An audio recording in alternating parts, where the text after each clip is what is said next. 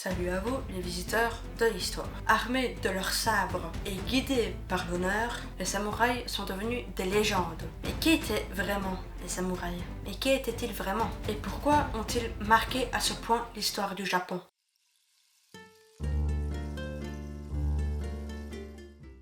Les samouraïs apparaissent vers le Xe siècle, à une époque où l'empereur du Japon perd peu à peu son pouvoir réel.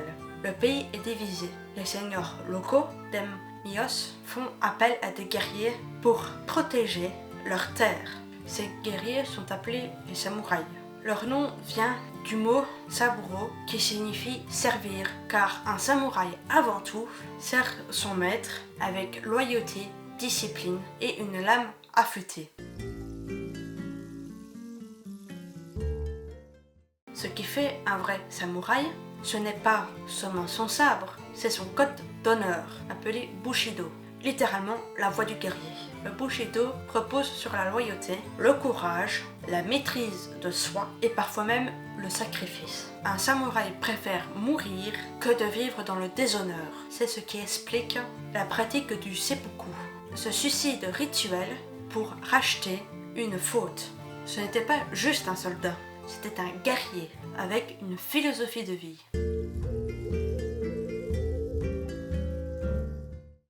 Du XIIe au XVIe siècle, le Japon entre dans une période de guerre féodale. Les samouraïs deviennent les piliers militaires du pays. Ils se battent pour des clans, comme les célèbres Minamoto, Taira ou Tokugawa. En 1603, un général du nom de Tokugawa, Ieyasu, prend le pouvoir et fonde un gouvernement militaire, le shogunat. Le Japon entre alors dans une longue période de paix et les samouraïs, ils deviennent plus fonctionnaires que guerriers. Leur rôle évolue, mais ils gardent leur statut de noblesse jusqu'à que tout change. Au XIXe siècle, le Japon s'ouvre au monde et entre dans l'ère moderne. En 1868, l'empereur reprend le pouvoir.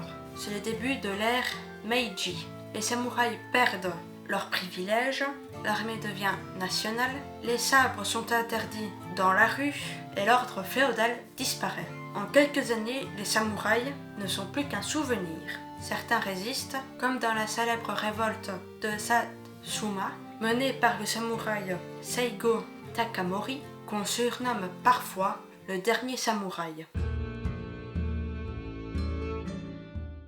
Même disparus, les samouraïs continuent de faire rêver. On les retrouve dans des films, les mangas, les jeux vidéo, mais aussi dans la pratique de certains arts martiaux, comme le kendo ou l'aïdo. Ils symbolisent une valeur, une discipline, un esprit qui dépasse le simple combat. Les samouraïs appartiennent à l'histoire, mais leur légende, elle, est toujours vivante. Je vous retrouve pour une prochaine vidéo et à bientôt.